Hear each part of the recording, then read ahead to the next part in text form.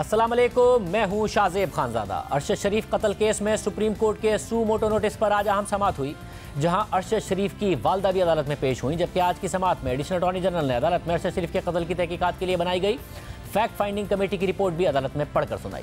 समाअत के दौरान जस्टिस एजाजुल एहसन ने एडिशनल अटॉर्नी जनरल से पूछा कि मुबैना शूटर कीनियन पुलिस का रुकन है या नहीं। इस दौरान जस्टिस मोहम्मद अली मजहर ने सवाल किया कि कीनियन पुलिस के 3 एहलकारों के इंटरव्यू रिपोर्ट में शामिल क्यों नहीं हैं।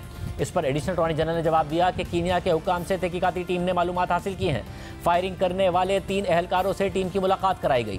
चौथे एहलकार के जख्मी होने के बाइस मुलाकात नहीं कराई गई। समाअत के दौरान जस्टिस एजाजुल एहसन ने एडिशनल अटॉर्नी जनरल से पूछा कि मुबैना तौर पर फायरिंग करने वाले कौन हैं।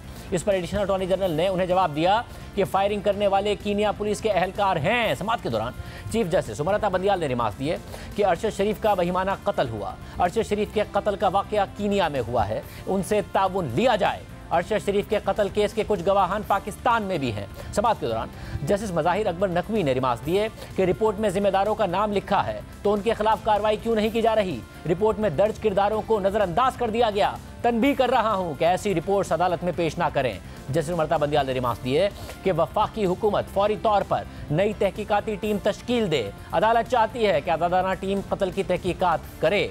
अदालत चाहती है तहकीकाती टीम के किसी फर्द का किसी बाअसर अफराद से ताल्लुक ना हो। जीआईटी में ऐसा अफसर नहीं चाहते जो उनके मातहत हो जिनका नाम आ रहा है। रिपोर्ट में है कि 2 भाइयों में से एक ने अरशद शरीफ को वीज़ा भेजा। उन भाइयों में से एक ने बहुत आम अंदाज में दूसरे को कॉल पर बताया कि अरशद शरीफ का कत्ल हो गया। बेईमाना कत्ल के असल शवाहिद कीनिया में हैं। कीनिया के हुक्काम के साथ मामला उठाना होगा। फैक्ट फाइंडिंग कमेटी का काम काबिल सताइश है। जिसे जमाल बंदूखेल ने सवाल किया कि मुकदमे में किस बुनियाद पर 3 लोगों को नामजद किया गया है। अदालत ने पूछा कि फायरिंग करने वाले एहलकारों के खिलाफ मुकदमा क्यों दर्ज नहीं किया गया। इस पर एडिशनल अटॉर्नी जनरल ने अदालत को बताया कि जायजा लेना होगा कि गैर मुल्कियों के खिलाफ मुकदमा दर्ज हो सकता है या नहीं। इंक्वायरी रिपोर्ट रिकॉर्ड का हिस्सा बनेगी। आज की समाअत के बाद सुप्रीम कोर्ट ने हुकूमत को एक नई स्पेशल जीआईटी तश्कील देने का हुक्म देते हुए केस की समाअत कल तक मुलतवी कर दी है। पाकिस्तान की फैक्ट फाइंडिंग टीम ने कीनिया जाकर जो अरशद शरीफ के कत्ल से मुतालिक तहकीकात की हैं, उनकी इस हवाले से रिपोर्ट भी मंजरेआम पर आ गई है। फैक्ट फाइंडिंग टीम की रिपोर्ट के मुताबिक अरशद शरीफ की गाड़ी पर 9 गोलियां चलाई गईं और 9 गोलियों के ही खोल मिले हैं। मगर एक फायर ऐसा हुआ है जो फायरिंग पैटर्न से मिलता नहीं है और वो गोली अरशद शरीफ की पीठ के ऊपर के हिस्से पर लगने वाली गोली है जो उनके सीने से आर पार हो गई थी। अरशद शरीफ को यह जख्म करीब से आया है। अलबत्ता इसे पॉइंट ब्लैंक रेंज के नतीजे में आने वाला जख्म नहीं कह सकते, लेकिन फायरिंग पैटर्न को मद्देनजर रखते हुए यह जख्म उनकी सीट को पंक्चर करते हुए उन्हें आना चाहिए था, क्योंकि फायरिंग का पैटर्न ऐसा था कि उन्हें यह गोली सिर्फ उसी सूरत ही लग सकती थी। अरशद शरीफ का कद 5 फीट 7 इंच था और वो V8 लैंड क्रूजर की पैसेंजर सीट पर बैठे थे और उन्हें गोली पैसेंजर सीट को पंक्चर किए बगैर लगी है, जबकि गाड़ी के ड्राइवर का दरवाज़ा और खिड़की को कोई नुकसान ही नहीं हुआ है और ड्राइवर की सीट पर खून के कोई धब्बे भी मौजूद नहीं थे, जो कि एक पुरतजस्सुस बात है, क्योंकि अरशद शरीफ को लगने वाली गोलियों में से एक जख्म उनके सर पर आया था, जिससे उनकी सीट के इर्द गिर्द खून के निशानात फैल गए थे, मगर इससे ड्राइवर की साइड पर कोई खून के धब्बे नहीं पड़े।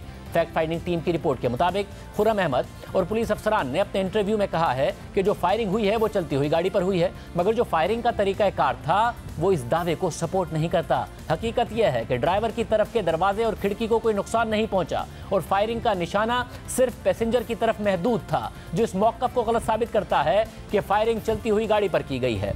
ये बात ज़्यादा काबिल एतबार हो सकती है कि फायरिंग सही तरीके से निशाना लेकर एक रुकी हुई गाड़ी पर की गई हो और अरशद शरीफ की पीठ पर गोली लगना मगर नतीजतन पैसेंजर सीट पर पंक्चर का निशान तक ना होना इस बात की तरफ इशारा करता है कि आया अरशद शरीफ को ये गोली गाड़ी में सवार होने से पहले लगी हो या अरशद शरीफ को ये गोली गाड़ी के अंदर से बहुत करीब रेंज से लगी हो और चलती हुई गाड़ी पर ना लगी हो। फैक्ट फाइंडिंग टीम की रिपोर्ट के मुताबिक कीनिया के पुलिस अफसरान का दावा है कि उन्होंने अरशद शरीफ की गाड़ी रोकने की कोशिश की और गाड़ी नहीं रुकी और गाड़ी के अंदर से फायरिंग की गई, जिससे एक पुलिस अफसर ने शोर मचाया कि उसे गोली लग गई है और नतीजतन पुलिस अफसरान ने गाड़ी पर फायरिंग शुरू कर दी और जिस पुलिस अफसर को हाथ में गोली लगी थी उसने भी गाड़ी पर अपने जख्मी हाथ से 3 गोलियां फायर कर दी।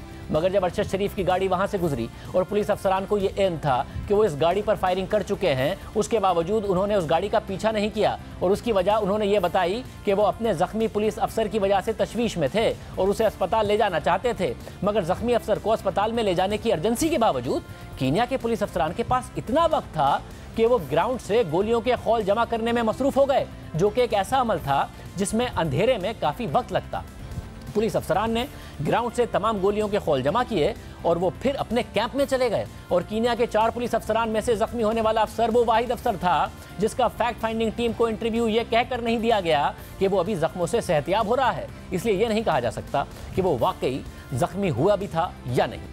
फैक्ट फाइंडिंग टीम की रिपोर्ट के मुताबिक खुर्रम अहमद जो गाड़ी चला रहा था उसका दावा है कि 8:30 बजे वो और अरशद शरीफ बारबेक्यू की साइट से नरूबी जाने के लिए निकले और वो गाड़ी 40 से 50 किलोमीटर फी घंटे की रफ्तार से चला रहे थे। और खुर्रम के मुताबिक उन्होंने जाए वक़ुआ पर एक सीधी लकीर पर कुछ पत्थर बिखरे हुए देखे और फिर इस ख्याल से कि डाकुओं की तरफ से ये किया गया होगा, खुर्रम ने अपनी गाड़ी की रफ्तार कुछ सुस्त की ताकि वो इस पथरीले रास्ते से गुजर सकें। और जैसे ही उन्होंने ऐसा किया तो उन पर फायरिंग शुरू हो गई और उन्होंने गाड़ी भगाना शुरू कर दी। खुर्रम ने इस बात की तरदीद की है कि उन्होंने सड़क पर ना पुलिस की गाड़ी की हेडलाइट्स देखी और ना ही टॉर्च लाइट्स देखी, जैसा कि पुलिस अफसरान ने दावा किया था। फैक्ट फाइंडिंग टीम की रिपोर्ट के मुताबिक पुलिस अफसरान ने दावा किया था कि उन्हें रोड ब्लॉक करने के लिए सिर्फ 1 घंटा पहले तैनात किया गया था, मगर जाए वक़ुआ का जायजा लेने के बाद करीब की झाड़ियों में बियर के खाली डब्बे मिले हैं जो इस बात की तरफ इशारा करते हैं कि जो लोग यहाँ पर मौजूद थे वो कुछ वक्त से ज़्यादा इंतजार कर रहे थे। फैक्ट फाइंडिंग टीम की रिपोर्ट के मुताबिक पुलिस अफसरान और खुर्रम के बयानात एक दूसरे से मुतजाद हैं।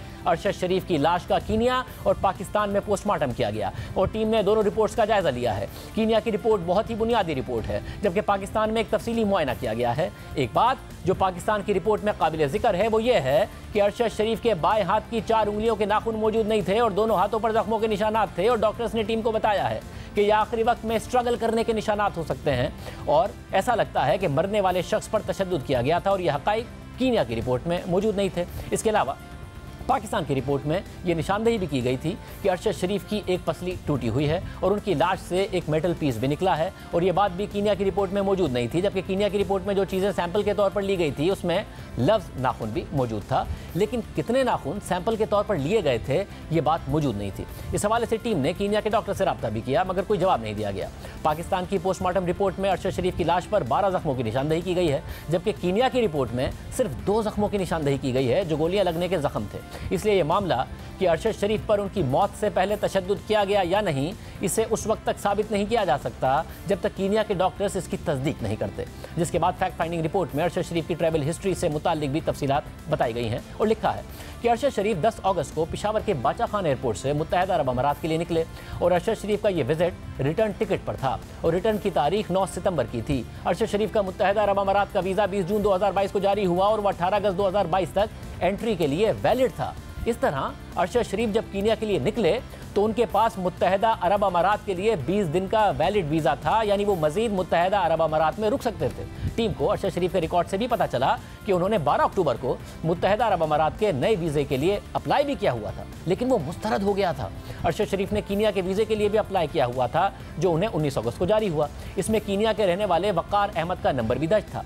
अरशद शरीफ 20 अगस्त को नैरोबी के लिए निकले और उन्होंने 19 सितंबर को वापसी दुबई के लिए और फिर दुबई से कराची के लिए टिकट भी बुक किया हुआ था। फैक्ट फाइंडिंग टीम को यह बात भी पता चली कि अरशद शरीफ के पास कुवैत का भी वैलिड वीज़ा मौजूद था जो उन्हें 7 सितंबर 2022 को जारी हुआ था और जिसकी मुद्दत 6 दिसंबर 2022 को ख़त्म होनी थी और ये visa private sector work visa की कैटेगरी का था।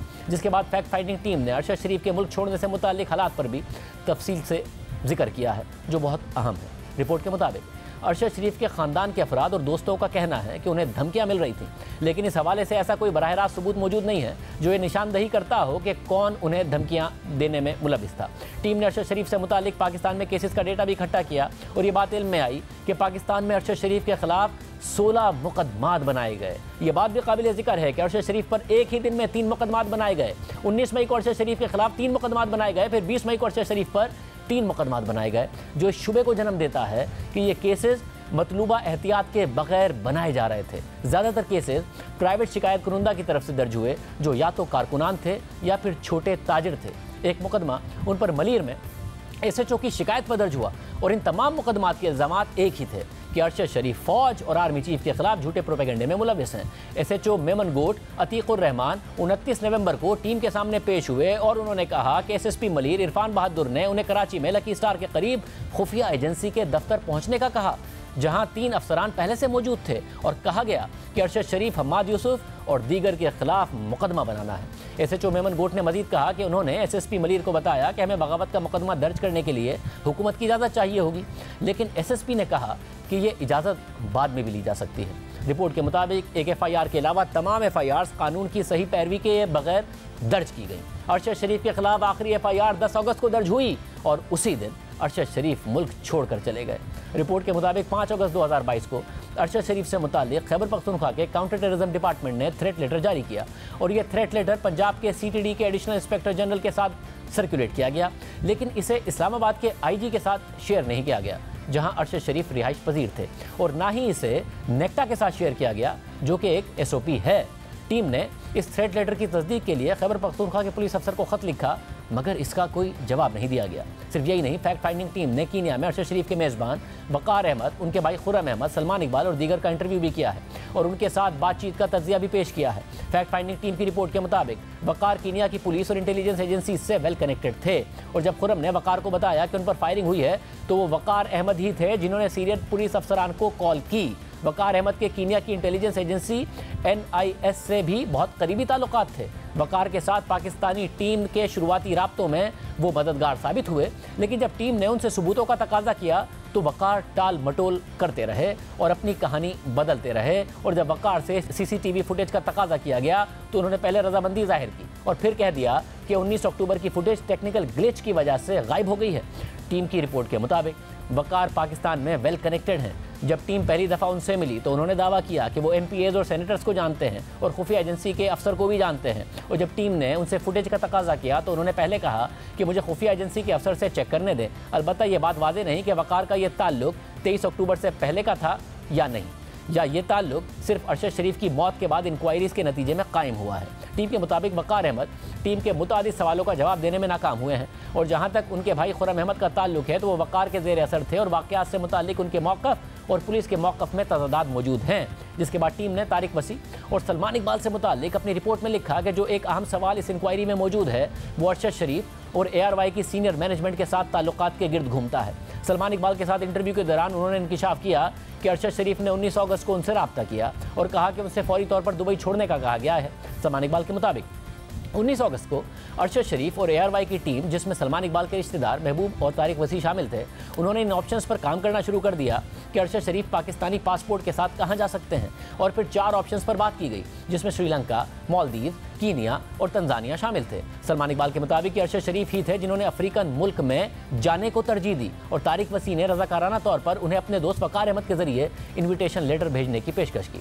और वकार ने यह बात तस्लीम की है कि तारिक वसी उनके स्कूल के ज़माने के दोस्त थे और उनका अरशद शरीफ से कोई ज़ाती ताल्लुक नहीं था, लेकिन वो उन्हें अपने पास इसलिए रख रहे थे ताकि सलमान इकबाल और तारिक वसी को फेवर दे सके। रिपोर्ट के मुताबिक इंटरव्यू के दौरान सलमान इकबाल ने ताउन किया और उन्होंने बराह रास्त वकार अहमद के मौक़िफ़ की नफ़ी की और दावा किया कि वो वकार को नहीं जानते। शायद वो फ्लाइट के दौरान उनसे एक दफ़ा मिले हों, लेकिन उनका वकार से कोई बराह रास्त ताल्लुक नहीं था। टीम की रिपोर्ट के मुताबिक जिस सवाल का सलमान इकबाल इत्मीनान बख्श जवाब नहीं दे सके वो ये था कि अगर वो वकार अहमद को तारिक वसी के जरिए जानते थे तो वकार अहमद अरशद शरीफ की इतने बड़े अरसे के लिए मेज़बानी क्यों करेंगे। इस बात को जानते हुए कि हालात कैसे हैं, उन्होंने वकार पर भरोसा कैसे किया। टीम के मुताबिक तारिक वसी का किरदार भी इसमें मशकूक है, क्योंकि वो वही शख्स थे जो वकार से बराह रास्त राब्ते में थे और जिन्होंने ये तय किया कि वकार अरशद शरीफ की मेज़बानी करेगा। अगर इस केस का कोई सरहदों से बाहर एंगल मौजूद है तो इसमें तारिक वसी हर उस शख्स के लिए एक अहम किरदार बन जाएंगे जो अरशद शरीफ को कत्ल करना चाहता होगा। रिपोर्ट के मुताबिक तारिक वसी की तरफ से टाल मटोल करने वाला रवैया जाहिर करने के अलावा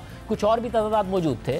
सलमान इकबाल ये तस्लीम करते रहे कि वकार से रब्ता किया गया कि वो अरशद शरीफ के लिए इन्विटेशन लेटर जारी करें, मगर अरशद के कत्ल के इब्तिदाई दिनों में ARY समेत कुछ न्यूज़ रिपोर्ट्स ये बताने की कोशिश करते रहे कि अरशद शरीफ कीनिया इसलिए गए हैं क्योंकि कीनिया में पहुंचकर वीज़ा मिल जाता है, यानी कीनिया की वीज़ा ऑन अराइवल पॉलिसी है। मगर वाज़े तौर पर यह केस नहीं था और ARY की इंतज़ामिया को इस हवाले से इल्म भी था, मगर कुछ ऐसी वजूहात की बिना पर जिनका उन्हें बेहतर इल्म है, इस हकीकत को छुपाया गया कि उन्होंने खुद कीनिया में अरशद शरीफ की आमद को सहूलत फराहम की थी। रिपोर्ट के मुताबिक सलमान इकबाल की तरफ से दी गई टाइमलाइन में भी कुछ तज़ादात मौजूद हैं। वकार अहमद का दावा है कि उन्होंने फॉर्म जाते हुए तारिक वसी को फ़ोन करके अरशद शरीफ की मौत का बताया, यानी वाक़े के 30 मिनट के अंदर अंदर बताया। और इसी दौरान सलमान इकबाल ने उन्हें फ़ोन करके इसकी तस्दीक की, मगर सलमान इकबाल का दावा है कि उन्होंने वाक़े के बाद 3-4 घंटे तक वक़ार से बात ही नहीं की। जबकि फैक्ट फाइंडिंग टीम को ये बात पता चली है कि सलमान इकबाल ने फ़ौज की आला क़यादत को वाक़े के 1 घंटे बाद फ़ोन करके अरशद शरीफ की मौत का बता दिया था।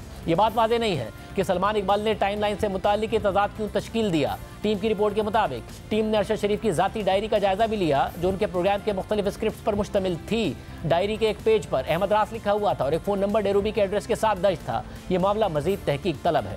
कमेटी ने हाथ से लिखी हुई एक तहरीर भी देखी, जो अरशद की तहरीर नहीं लगती, अलबत्ता इसकी बात की माहिरीन से वजाहत लेनी चाहिए। इसके बाद टीम ने अपनी रिपोर्ट में लिखा कि यह बात वाज़ेह है कि अरशद शरीफ फ़ौज के साथ अपनी माजी की क़ुर्बत को अपने नए एंटी एस्टैब्लिशमेंट मौक़िफ़ की वजह से बहाल करने में स्ट्रगल कर रहे थे और इस हवाले से डायलॉग कर रहे थे, आया अंदरूनी सतह पर या किसी और के ज़रिए। ये बात वाज़ेह नहीं कि अंदरूनी तनाज़ा हल हुआ था या नहीं।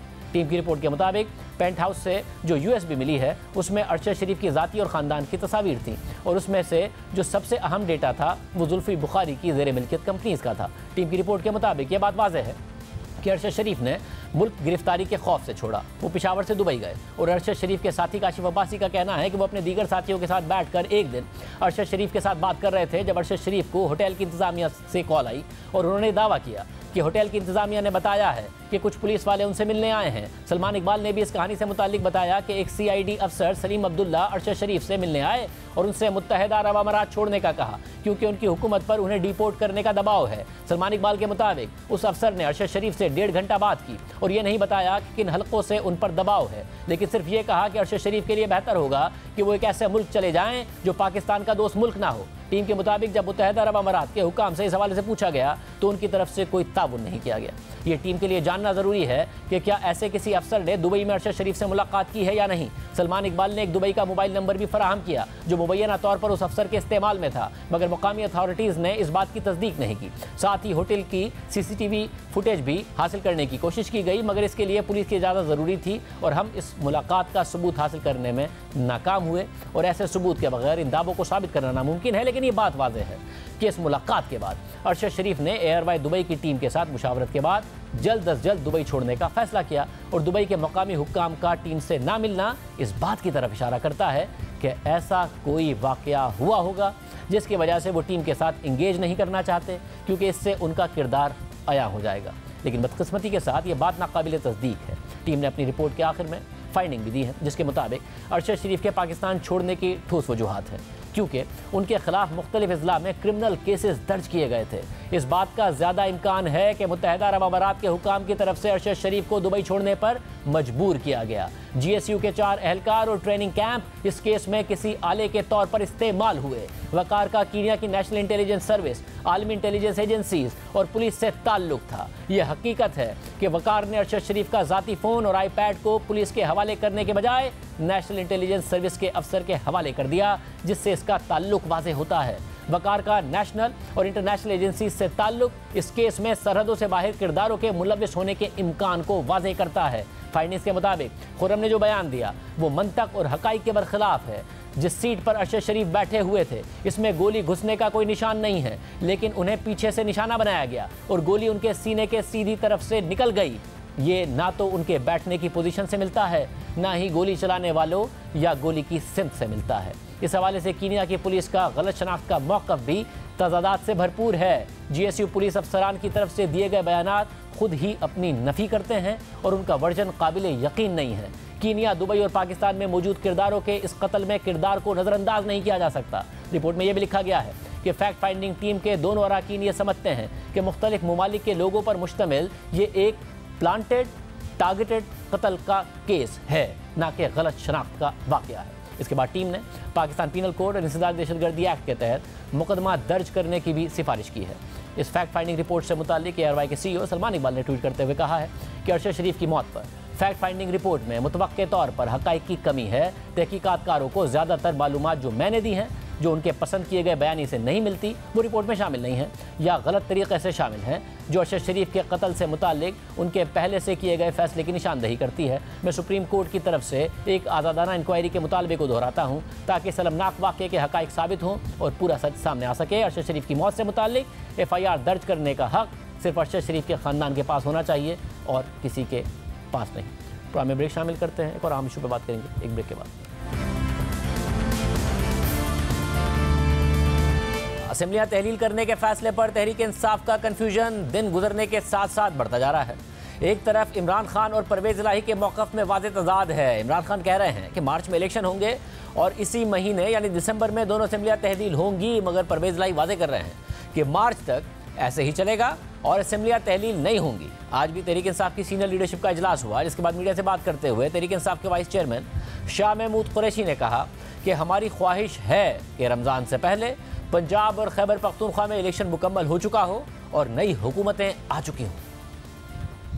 हमारे सदर जनाब डॉक्टर आरिफ अलवी साहब ने अपना किरदार अदा करने की कोशिश की कि जो फासले हैं वो कम हो सके और हम किसी मुस्बत रास्ते पर आगे बढ़ सकें। पेशरफ न हो सकी और मामला चू का तू रहा। आज पार्टी की क़यादत ने इमरान खान साहब को अख्तियार भी दिया है और उन्होंने ये फैसला फरमाया है कि वो असेंबलियों की तहलील खैबर पख्तूनख्वा की और पंजाब असेंबली की तहलील वो अगले चंद रोज में करने का इरादा रखते हैं। हमारी ख्वाहिश है कि पंजाब में और खैबर पख्तूनख्वा में माह रमजान से पहले इलेक्शन का प्रोसेस मुकम्मल हो चुका हो और हुकूमतें मार्ज़े वजूद में आ चुकी हों। अब इसको आप सामने रख लें तो आपको ये बिल्कुल वाज़ेह हो जाएगा कि इमरान खान की ख्वाहिश है कि असेंबलियों की तहलील में ताख़ीर न की जाए।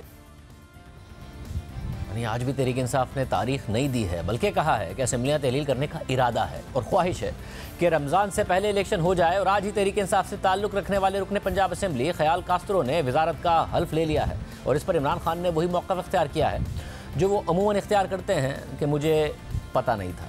साथ ही हुकूमत और तहरीक इंसाफ में मुज़ाकरात की बातें भी हो रही हैं। आज वज़ीर ख़ज़ाना इसाक डार ने सदर मुमलिकत डॉक्टर आरिफ अलवी से मुलाकात की है और ये चंद दिनों में इन दोनों रहनुमाओं की तीसरी मुलाकात है।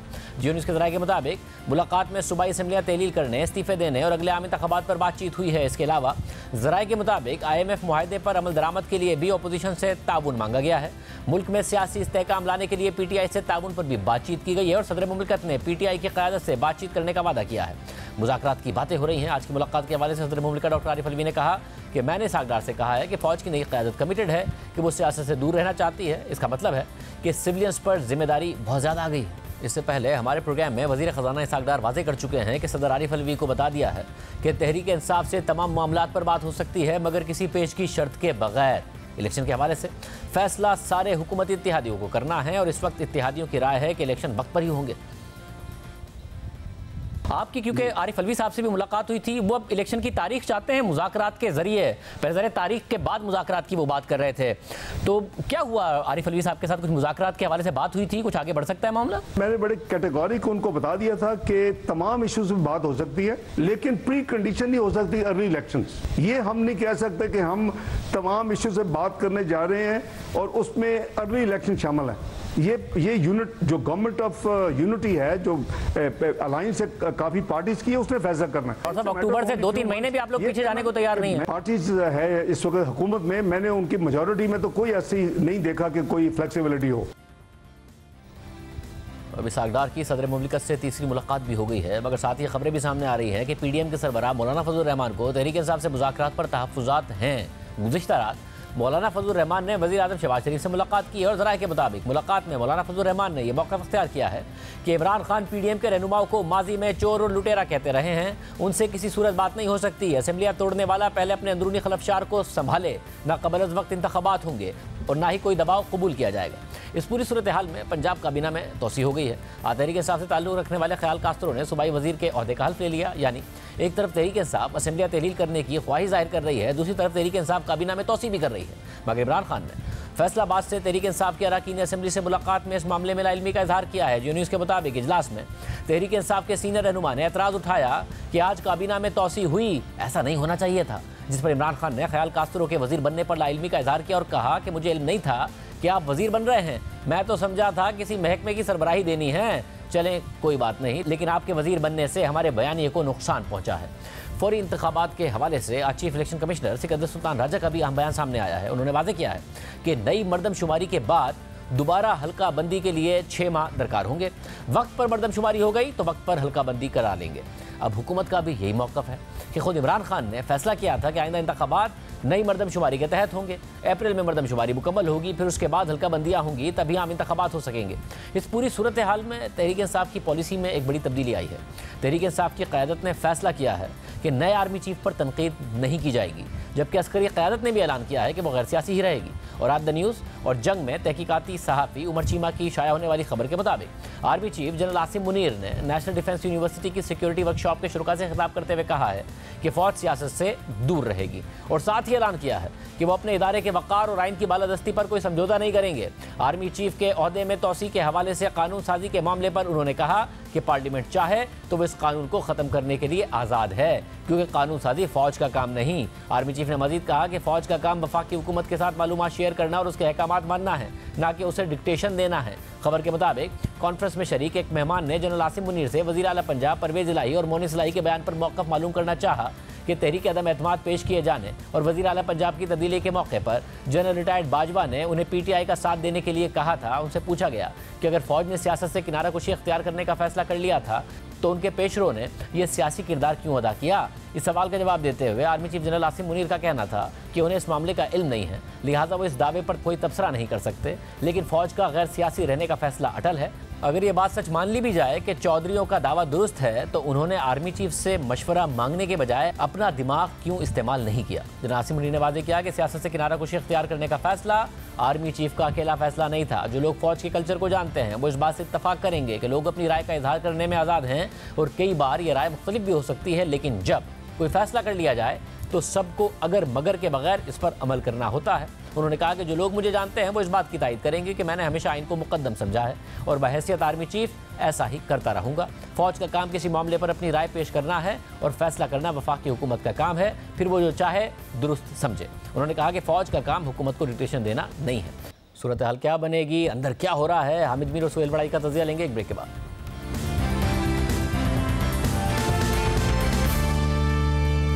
दोबारा खुशामदीद नाज़रीन, हामिद मीर साहब और सोहेल बड़ाई साहब हमारे साथ मौजूद हैं। दोनों का बहुत शुक्रिया।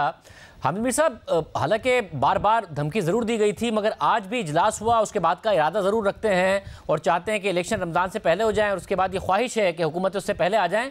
क्यों नहीं तारीख दे रहे हैं? परवेज़ इलाही रुकावट है या कुछ और रुकावट है? देखिए, रुकावट जो है वो फ़िलहाल जो तो सिर्फ परवेज़ इलाही साहब लग रहे हैं, क्योंकि अब तो बहुत से वफाकी वज़रा जो हैं उन्होंने भी कह दिया है कि अगर इमरान खान साहब खैबर पख्तूनख्वा और पंजाब की हुकूमतें तहलील करके इन दोनों सूबों में इलेक्शन करवाना चाहते हैं तो बिल्कुल हम भी तैयार हैं इलेक्शन के लिए। लेकिन अगर वो समझते हैं कि इन दो सूबों में असम्बलियाँ तहलील करने के बाद पूरे मुल्क में आम इंतखाबात हो जाएंगे, तो ऐसा नहीं होगा, सिर्फ इन दो सूबों में ही इलेक्शन होगा। ताहम जो परवेज़ इलाही साहब हैं उनके दो मौक़िफ़ सामने आए हैं। पहला मौक़िफ़ उनका ये है कि अगर इमरान खान साहब मुझे असम्बलियाँ तहलील करने के लिए कहेंगे तो मैं 1 मिनट नहीं लगाऊंगा और असम्बली तहलील कर दूंगा। लेकिन दूसरी तरफ वो ये भी कह रहे हैं कि इमरान खान साहब क्योंकि कातराना हमले में ज़ख्मी हैं और वो फ़िलहाल इलेक्शन कैंपेन में भरपूर शिरकत के काबिल नहीं है, तो इसलिए मार्च तक जो है ना ये असम्बली नहीं टूटनी चाहिए।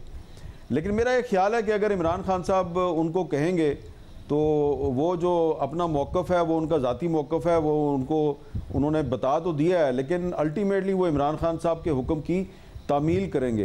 तो अब ये तो डिपेंड करता है इमरान खान साहब पे, उन्होंने फ़ैसला करना है, उन्होंने कैलकुलेशन करनी है कि अगर दो सूबों की असम्बलियाँ तोड़ने से उनको पूरे मुल्क में इलेक्शन मिल सकता है तो वो ज़रूर तोड़ेंगे।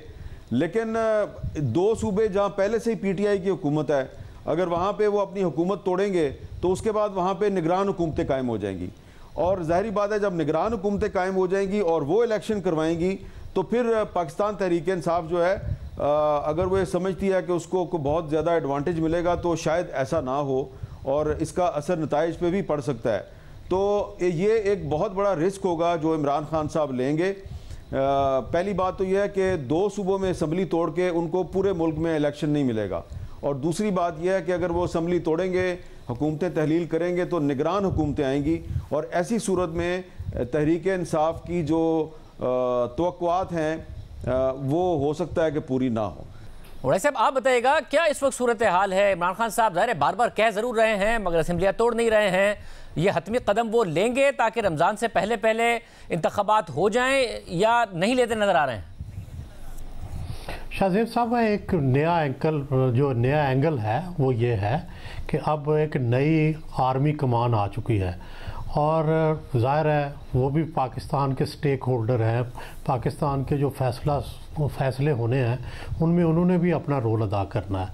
तो मेरा ख्याल है कि अब वो भी ये उनका क्या राय है, क्या वो फ़ौरन इलेक्शन चाहते हैं, क्या वो इमरान खान के इस मुतालबे से एग्री करते हैं या नहीं करते। ये भी बड़ा इम्पॉर्टेंट होगा कि देखा जाए कि वो क्या चाहते हैं। और इमरान खान साहब ज़ाहिर है उनकी मर्ज़ी के ख़िलाफ़ जाकर इलेक्शन नहीं करवा सकते क्योंकि ज़ाहिर है केयर टेकर सेटअप होना है फेडरल गवर्नमेंट पे, सूबाई गवर्नमेंट्स पे, इसमें सबके रोल होगा, अदारों का बड़ा रोल होता है उसमें केयर टेकर में। तो मेरा नहीं ख्याल कि जितनी देर तक अदारे जो हैं वो इनके इमरान खान साहब के अर्ली इलेक्शन के मुतालबे से मुतफिक हो उतनी देर तक अर्ली इलेक्शन हो सकता है। मेरा ख्याल है इसीलिए इलेक्शन जो है रियलिस्टिक जो टर्म्स हैं, जिस तरह के परवेज़ लाई ने कहा है कि अगस्त सितंबर तक जा सकते हैं इलेक्शन, रियलिस्टिक टर्म्स वही हैं। और अगर उससे जल्दी करने की कोशिश करेंगे तो ज़ाहिर है एस्टेब्लिशमेंट को नाराज़ करेंगे और एस्टेब्लिशमेंट को नाराज़ करके उन्हें आगे भी कुछ फ़ायदा नहीं मिलेगा, ना केयर टेकर सेटअप में और ना इलेक्शंस में। मगर बड़ाई साहब, इमरान खान साहब या तहरीक इंसाफ तो कह रही है कि आप न्यूट्रल ही रहें, इदारे भी कह रहे हैं हम न्यूट्रल हैं। क्या अभी भी क्या अपनी मकबूलियत पे कॉन्फिडेंस नहीं है खान साहब को? और आपको नहीं लगता कि अगर अभी होते हैं पंजाब में और खैबर पख्तूनख्वा में तो खान साहब दोबारा हुकूमत पंजाब में भी बना लेंगे? नहीं, देखिए वो पॉपुलर तो हैं लेकिन सिर्फ पॉपुलैरिटी तो मैटर नहीं करती। अगर सारे अदारे ही मुल्क के ख़िलाफ़ हो जाएं तो उनकी पॉपुलैरिटी कहाँ जाएगी? पॉपुलैरिटी फिर भी काम नहीं देगी। ये दो धारी तलवार होती है। एक तरफ आपको आवाम में मकबूल होना होता है, दूसरी तरफ अदारों के अंदर आपको कबूलियत जो है वो भी आपके लिए ज़रूरी होती है। ये दोनों चीज़ें ज़रूरी हैं तभी जाके आपको इक़्तिदार मिलता है। तो क्या इमरान खान साहब की कबूलियत है? क्या इमरान खान साहब के जो मुतालबात हैं उनके साथ सब सहमत हैं, सब इत्तफाक करते हैं? अगर नहीं तो इमरान खान साहब को फिर बड़ी मुश्किल पेश आएगी अपनी मुतालबात मनवाने में।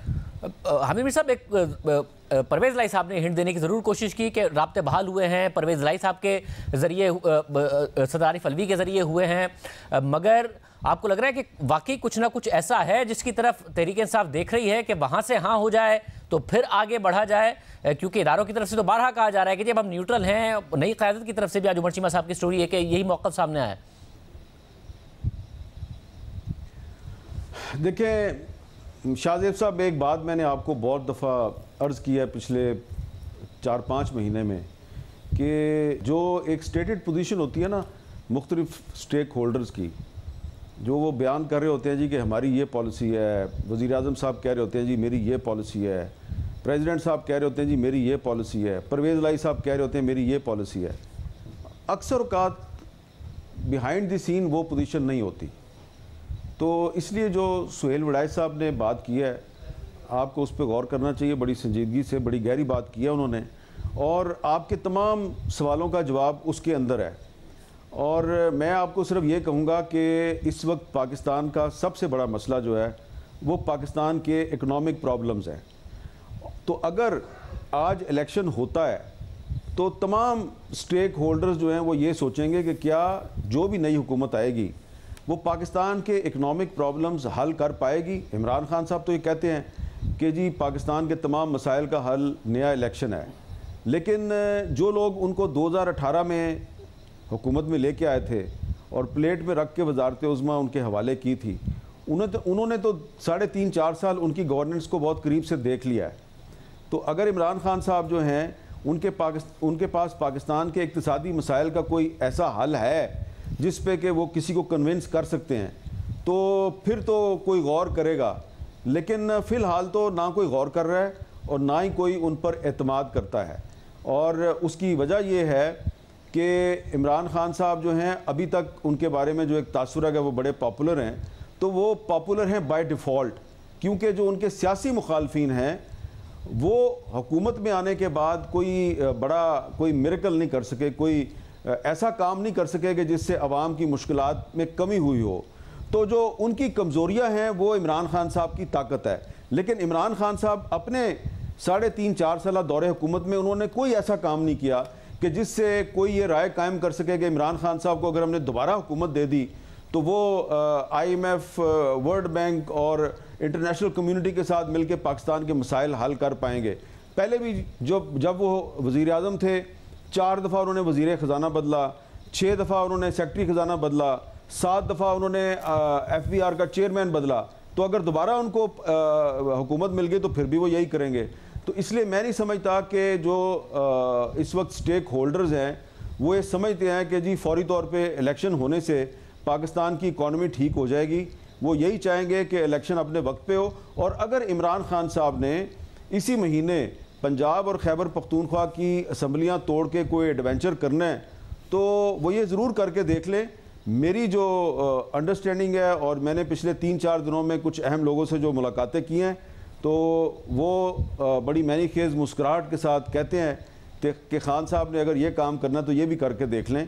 पहले भी उनके तमाम काम उल्टे पड़े हैं, ये भी काम उल्टा ही पड़ेगा। वड़ाई साहब, इस सारी सूरत हाल में अब ज़ाहिर है जो PDM की हुकूमत है उसे सामना है, कारकर्दगी के हवाले से सवालात उठ रहे हैं, मईशत के हवाले से सवालात उठ रहे हैं। उनको बार बार यह था कि जब हमने पॉलिटिकल कैपिटल अपना बड़ा यूज़ किया है तो आइंदा हम इसको रीगेन करेंगे जब हमारी कारकर्दगी होगी। वो नज़र नहीं आ रहा है। ज़ाहिर मईशत के मसाइल हैं, महंगाई भी अपनी जगह पर है। अब हामिद मीर साहब के शो में अयाज सादिक साहब ने कहा कि जनवरी में नवाज शरीफ साहब आ जाएंगे। आपको लगता है नवाज शरीफ साहब का आना किसी भी तरीके से एक नई तवानाई डाल सकता है? कोई चांस है PDM का? मेरा ख्याल है चांस ही ये है, सिर्फ वाहिद चांस है कि अगर नवाज शरीफ आएँ, एक तो उन्हें बयानियाँ बनाना आता है, उन्हें बात करनी आती है, उनका लोगों के साथ, एक पंजाब के लोगों के साथ एक पुराना रिलेशनशिप है, वोट बैंक उनका बहुत सालों तक रहा है कायम। तो मेरा ख्याल है अगर वो नहीं आते तो फिर तो PDM का कोई चांस ही नहीं है। अगर वो आएँ, आके बात करें, और मेरे जो उनसे मुलाकात हुई लंदन में तो वो बड़े पुर यकीन थे, पूरे तमाद थे कि मैं बयानियाँ बना लूँगा और मैं लोगों से बात करूँगा और लोग जो है वो इस पे ज़रूर उनको रिस्पॉन्ड करेंगे। तो मेरा ख्याल है यही वाहिद चांस है इलेक्शन से पहले। अगर मियाँ नवाज शरीफ आते हैं तो तभी हम ये कह सकते हैं कि नून भी इस पोजीशन में होगी। अगर मियाँ नवाज शरीफ नहीं आते या कोई इनका केस नहीं लड़ता तो मेरा ख्याल है इस जो मौजूदा लीडरशिप है ये तो इस काबिल नहीं है कि लोगों से जाके बात कर सके। बहुत शुक्रिया। गुफ्तगू आपने सुनी। आज के प्रोग्राम में इतना ही। दीजिए, अल्लाह हाफ़िज़।